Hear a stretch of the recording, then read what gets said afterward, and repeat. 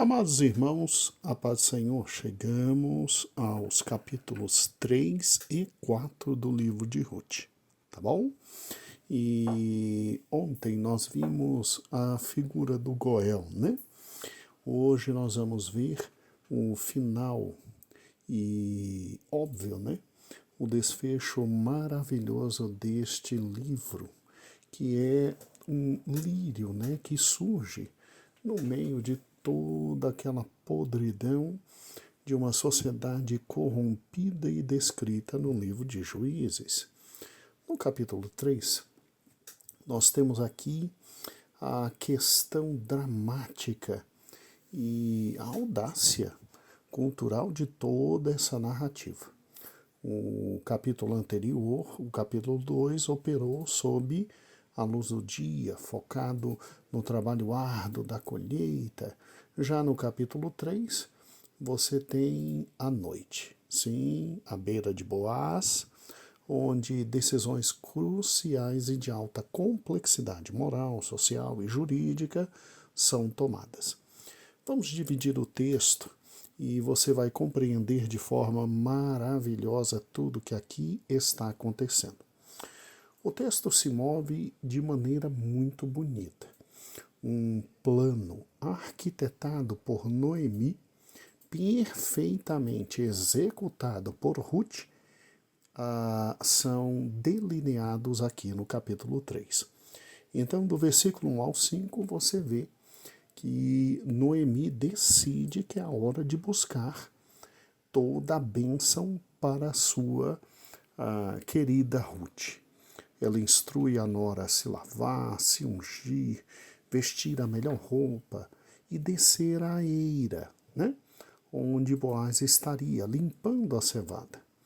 Noemi dá ordens específicas, ordena que Ruth espere ele comer, beber, deitar-se, para então descobrir os pés de Boaz e deitar-se ali aguardando que ele lhe diga o que iria fazer.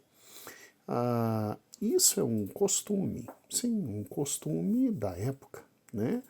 Diante da passividade de Boaz, que não tomava a posição de, olha, desejo estar com você, Ruth, e serei o libertador da família inteira, a Noemi deu a dica e a menina cumpriu em absoluto o plano de Noemi.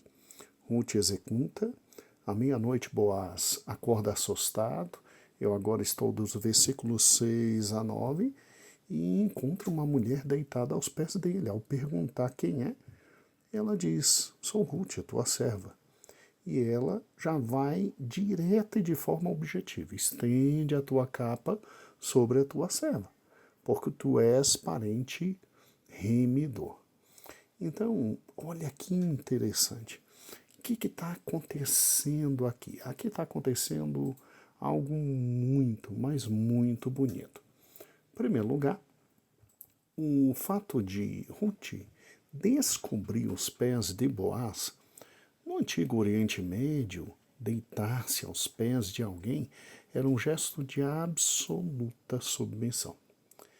E quando feito por alguém da posição de Ruth, era um ato jurídico de pedido de proteção.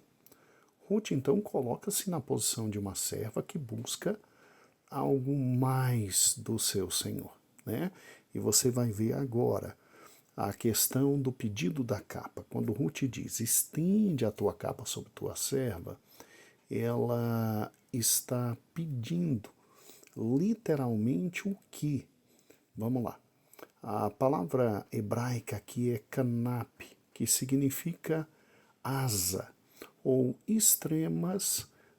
extremidades de uma veste. Então, há um paralelismo aqui intencional muito bonito, né? Muito bonito. O que significa, então, asas, né? O que significa extremidade das suas vestes? Ela está dizendo, ó, estende a sua capa sobre esta mulher que aqui está, que era a forma cultural de declarar, ó, estou apaixonada por você, Miquel, eu estou aqui, né? Vem e faz compromisso de casamento comigo. E quando ela diz, você é meu remidor, ela está dizendo, olha, e eu estou deixando claro aqui que o pedido de casamento está fundamentado em você ser também meu remidor. Ela está chamando Boaz para assumir o dever social de resgatar as terras de Elimeleque e perpetuar o nome da família através do casamento. E aí vem o final do capítulo 3, do versículo 10 até o versículo 15, Boaz elogia a virtude de Ruth e aceita o compromisso. Ele aceita, sim, eu te quero, eu quero casar com você. E aí, obviamente, já dá de presente para ela 6 medidas de cevada e pede para que ela de manhãzinha saia discretamente, para que a integridade moral dela continue. Não que eles tenham feito ou tido relações sexuais. Não, não, não, não. Boaz era um homem muito respeitador.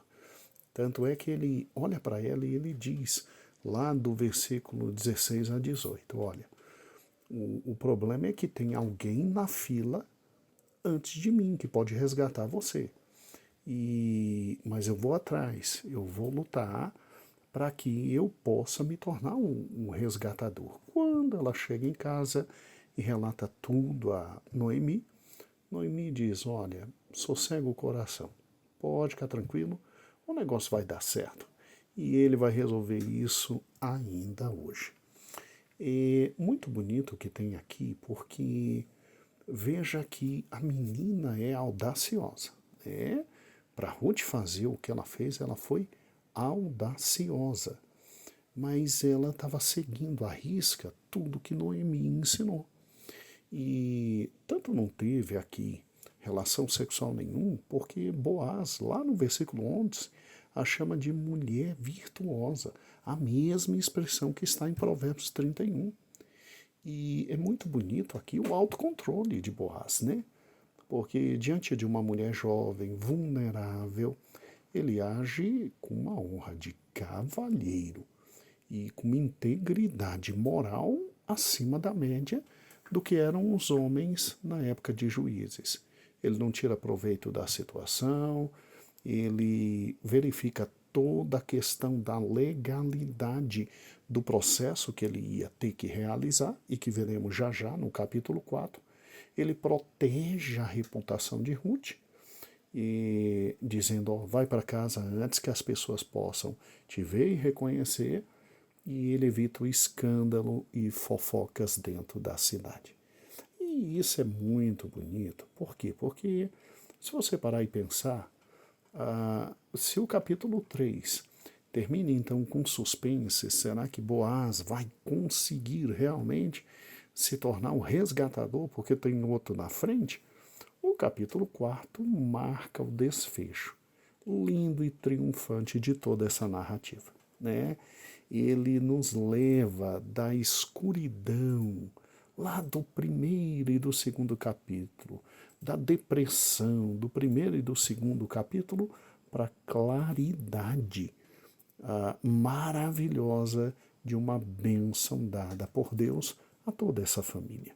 E aí vamos juntos. Pega agora o capítulo 4, do versículo 1 ao 12, Boaz já vai ao local onde os negócios jurídicos eram feitos, que era na porta da cidade, onde se assentava quem? Os juízes da cidade, os anciãos, que eram testemunhas de todo negócio jurídico, e ele propõe a compra da terra de Noemi. Aí, obviamente, o parente que estava na frente dele, que a Bíblia não traz o nome, inicialmente ele aceita. Agora, quando Boaz revela que o negócio inclui casar-se com Ruth, a Moabita, para ainda perpetuar o nome do falecido, o marido dela, o Malom, aí o homem parou, pensou, fez o cálculo e disse, não, não, não, não, não, não, não. É muito investimento para depois no final não ter nada, né? E aí o acordo era selado. E então ele disse, então eu vou comprar as terras de Elimeleque, tá? Que Noemi está vendendo. E eu vou me casar com Ruth. E o acordo foi selado, tanto é que o costume da época era entregar o sapato. Engraçado, né? Ainda bem que hoje não tem mais essa história de entregar o sapato como prova, né, de que o contrato jurídico foi feito. Meu Deus do céu, ainda bem que hoje a transação é feita por escrito, direitinho, mas na época tinha essa história do sapato. Muito interessante, né? E aí o que acontece? Nos versículos 13 a 17, você tem Boaz se casando com Ruth, o Senhor dando a ela a felicidade dela conceber, nasce um filho. As mulheres da cidade cercam Noemi, louvam a Deus pela alegria que ela está passando. Todo mundo sabe que aquele menino era então quem ia continuar e perpetuar o nome de Elimeleque, né? E ia perpetuar o nome de Malom, né? O primeiro marido de Ruth, isso eu não estou me enganando, mas eu acho que eu não estou me enganando, né? E muito bem, e ia ficar com toda aquela terra. Então, peraí, pastor, o pobre do Boaz, ele compra a terra, ele paga a terra, e ele no final não vai ficar com nada. Sim, mas todo mundo sabia disso, por isso que o nome é resgatador. E se você não entendeu o que eu estou falando agora, ouça o áudio de ontem, tá bom? Ouça o áudio de ontem, e aí você vai entender tudo sobre o resgatador. E aí nasce Obed, né? E Obed é o restaurador de toda alegria, de toda essa vida. E vem um detalhe importantíssimo. No final do capítulo, do versículo 18 a 22, o livro se encerra trazendo uma lista genealógica de 10 gerações. Pérez, Esrom, Rom, Aminadab, Nasson, Salmão, Boaz, Obed, Jessé e finalmente Davi, né? Então, olha que interessante. Quando você vê uma genealogia dessa, você vê que essa história de amor local era nada mais, nada menos do que o continuar do plano de Deus providencial para a salvação de toda a humanidade. Porque dali vem Davi e de Davi vem Jesus Cristo. Então, é muito bonito isso, porque, em primeiro lugar, você vê a generosidade de Boaz. Boaz age como o verdadeiro Goel, remidor. Ele está disposto a gastar seus próprios recursos, assumir Noemi, assumir Ruth, colocar sua reputação toda para abençoar essa família, recuperando toda essa família, e depois não tem parte nenhuma naquilo que está, a não ser a alegria de estar casado com Ruth, né? O costume do sapato é muito interessante também, né? Você tirar o sapato e entregar para o outro como símbolo da transferência de um direito de propriedade e de posse de terra era muito engraçado, né? Muito engraçado. Mas tinha um sentido para isso. Se eu te explicar, ao pisar na terra, você tomava posse dela. E entregando o sapato para o outro, você está abrindo mão publicamente do direito de posse da terra. Não é bonito isso? É muito interessante. E aqui há uma coisa muito interessante, irmãos. Aqui existe a providência linda, maravilhosa de Deus, não obstante ser invisível. Ao longo de todo o livro, você não vê descer anjo e subir anjo, você não vê Deus falando audivelmente, mas você vê a mão de Deus conduzindo tudo, milagre após milagre. E nada de milagres espalhafatosos, como abrir mar, descer fogo do céu. Não, não, não, não, não. A única vez que a gente vê no texto diretamente se atribuir a Deus a bênção, está lá no capítulo 4, versículo 13, quando se diz: o Senhor lhe concedeu que concebesse, deu a Ruth a chance de ter filhos. Então, a teologia de Ruth é a teologia do cotidiano. Eita, pastor, o que é isso? Deus opera no dia a dia, guiando os nossos corações para que nós possamos produzir bênçãos em todos os cantos da vida. Aqui no caso foram decisões jurídicas, casamentos honrados, bondade mútua. Então veja que você que anda dizendo: não vejo milagres. Olha, você acorda todo dia, você dorme todo dia, você tem um pão de cada dia e você tem, por parte de Deus, essa providência maravilhosa do dia a dia. Tá? Segunda coisa bonita, a vida cristã, sim, é como a vida de Noemi. Há momentos muito difíceis, muito dolorosos, mas isso não significa que no meio dessa vida difícil e dolorosa, Deus não dê para a gente alegrias incomensuráveis, vindas do seu coração, E veja que tudo muda na vida de Noemi quando ela sai de onde ela estava com seu marido, e teve que ir com seu marido, né? Lá no meio de Moabe, e volta para Belém, na casa do pão. Gente, ninguém precisa sair da casa do pão. Mesmo que na casa do pão, Belém, esteja difícil. É na casa do pão que vem a bênção de Deus. É na casa do pão que se manifesta a graça de Deus. É na casa do pão que a mão invisível do Senhor guia todas as coisas. A vida dela se tornou extremamente amarga quando saiu para Moabe e voltou a ser amparada pela graça de Deus quando voltou para a casa do pão. E eu sei que você está me entendendo agora. Fique na casa do pão. Lá tem pão em abundância para você. E Deus é Deus que simplesmente Ele transforma maras, mulheres amarguradas, em mães de esperança, com todo mundo louvando e engrandecendo a Deus pela sua vida, Olha, Ruth, é um livro da fidelidade cotidiana de Deus na nossa vida. É interessante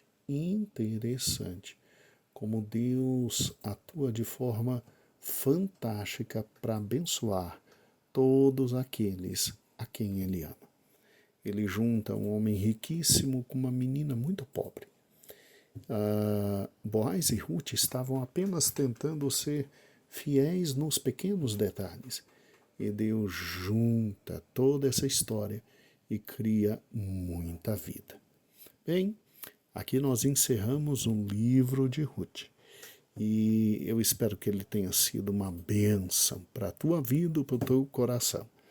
E continuamos, sim, o estudo e a leitura da Palavra de Deus até ano que vem, até completarmos 60 anos enquanto igreja. Um beijo no teu coração e até amanhã.